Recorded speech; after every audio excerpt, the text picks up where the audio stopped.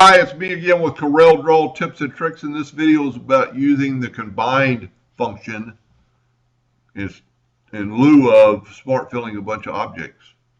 So I've got this already broken apart. I've just traced it. I'm going to nudge it over and you can see I get a black outline. Well, I'm going to left click, right click. I'm going to take the white, left click, right click, and I'm going to nudge it over.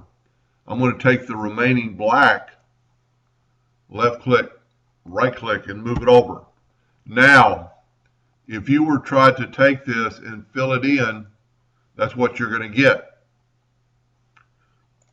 So, two options.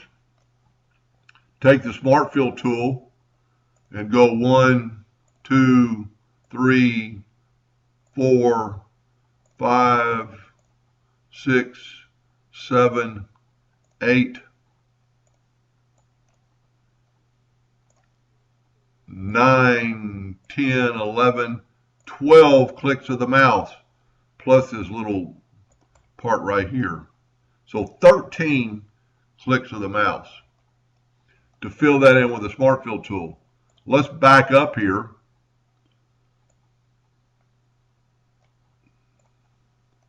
And let's move that over. Now, this is where the combine comes into. Select the entire object. Go up to Arrange and Combine.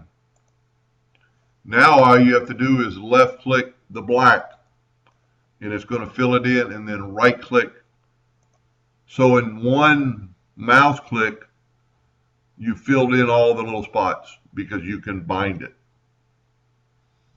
Anyway, I hope that helped a little bit. Thank you for watching.